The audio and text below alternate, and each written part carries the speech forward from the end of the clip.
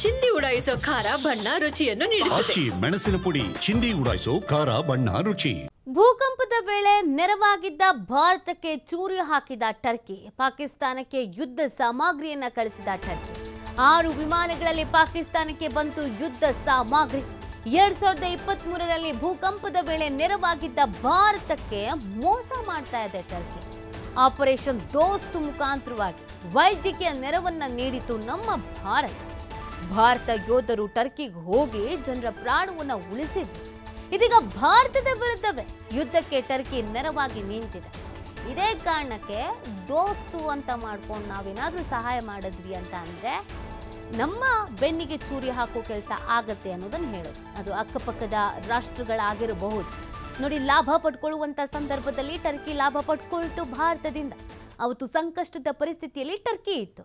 ಟರ್ಕಿಗೆ ಸಂಕಷ್ಟದ ಪರಿಸ್ಥಿತಿಯಲ್ಲಿ ನಾವು ನಿಮ್ಮ ಜೊತೆಗೆ ನಿಂತ್ಕೊಳ್ತೀವಿ ಅಂತ ಎದೆ ಉಬ್ಬಿಸಿ ಹೇಳಿದ್ದು ಮೊದಲು ಭಾರತೀಯರು. ಭಾರತ ನಮ್ಮ ಯೋಧರು ಆ ರಿಸ್ಕಿನ ಸಂದರ್ಭದಲ್ಲೂ ಕೂಡ ಟರ್ಕಿ ಪ್ರಜೆಗಳನ್ನು ಉಳಿಸ್ಕೊಳ್ಬೇಕು ಅನ್ನುವಂಥ ನಿಟ್ಟಿನಲ್ಲಿ ಏನೇನು ಅಗತ್ಯ ವಸ್ತುಗಳು ಬೇಕಾಗಿತ್ತು, ವೈದ್ಯಕೀಯ ಉಪಕರಣಗಳು ಏನೇನು ಬೇಕಾಗಿತ್ತು, ಅದರ ಸಹಾಯವನ್ನು ಮಾಡಿದ್ದು ಭಾರತ.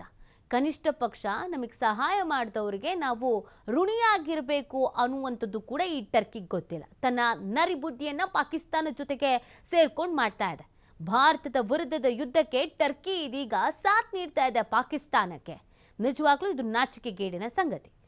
ತಾನು ಕಷ್ಟದಲ್ಲಿದ್ದಂಥ ಸಂದರ್ಭದಲ್ಲಿ ನೈತಿಕವಾಗಿ ಮಾನಸಿಕವಾಗಿ ಸಹಾಯಕ್ಕೆ ನಿಂತಿದ್ದು ಭಾರತ. ಆ ಸಹಾಯವನ್ನೇ ಮರೆತು ಬಿಟ್ಟಿದೆ ಟರ್ಕಿ. ಪಾಕಿಸ್ತಾನಕ್ಕೆ ಸಪೋರ್ಟ್ ಆಗಿ ಇದೀಗ ಟರ್ಕಿ ನಿಂತಿರುವಂಥದ್ದು. ಭಾರತದ ವಿರುದ್ಧದ ಹೋರಾಟಕ್ಕೆ ಸಾಮಗ್ರಿಗಳನ್ನು ಕಳಿಸಿದೆ ಟರ್ಕಿ. ಈ ಮುಖಾಂತರವಾಗಿ ತನ್ನ ಯೋಗ್ಯತೆ ಏನು ಅನ್ನೋದನ್ನು ಜಾಗತಿಕವಾಗಿ ಕೂಡ ಟರ್ಕಿ ತೋರಿಸ್ಕೊಡ್ತಾಗಿದೆ. 6 ವಿಮಾನಗಳಲ್ಲಿ ಪಾಕಿಸ್ತಾನಕ್ಕೆ ಯುದ್ಧ ಸಾಮಗ್ರಿಗಳನ್ನು ತಂದಿದೆ.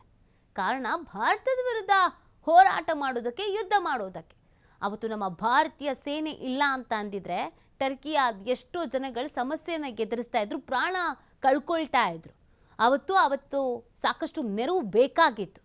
ನೆರವಿಗೆಲ್ಲ ಓಕೆ ಅಂತ ಹೇಳಿ ನೆರವನ್ನು ಪಡ್ಕೊಂಡ್ಮೇಲೆ ಇದೀಗ ಭಾರತದ ವಿರುದ್ಧವೇ ಟೊಂಕ ಕಟ್ಟಿ ನಿಂತ್ಕೊಳ್ತಾ ಇರುವಂಥ ಪಾಕಿಸ್ತಾನಕ್ಕೆ ಸಹಾಯ ಮಾಡ್ತಾ ಇರುವುದು ಟರ್ಕಿ.